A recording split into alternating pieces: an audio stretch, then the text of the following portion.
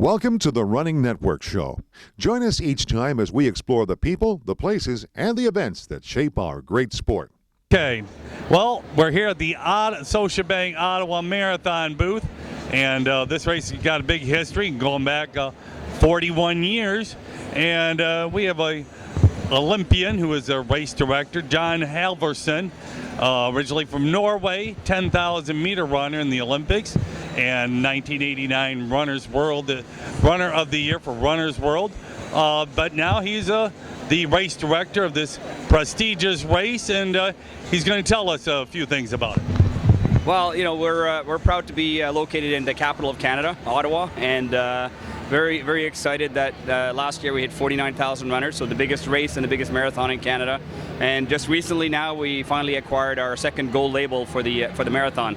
So our Saturday evening 10K is gold label, and our Sunday morning marathon is gold label. So I think we're one of the very few locations in the world with two races on the same weekend that have gold labels. So that's kind of fun.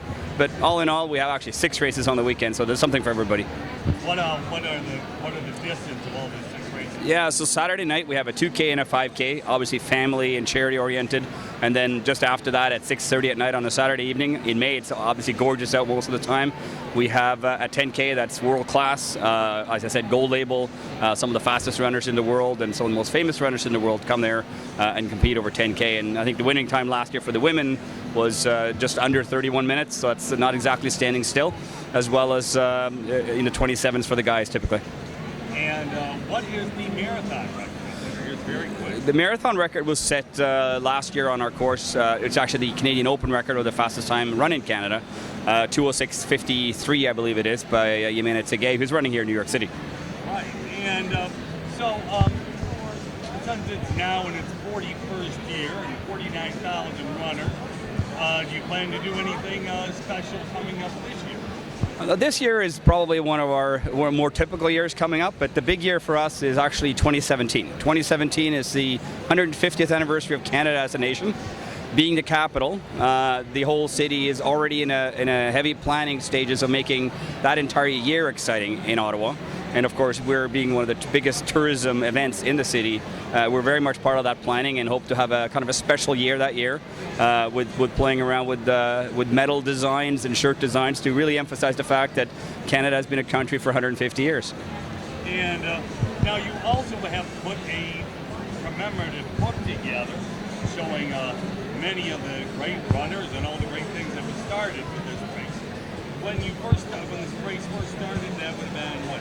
1975 or so. 75, and you started with just 146 runners? 146 runners. It started at a university campus in Ottawa and went out and down our beautiful parkways along the canal, which is a UNESCO World Heritage Site. We've since, of course, changed the course and evolved significantly, and of course added races, as I said, the races on Saturday night and all of this.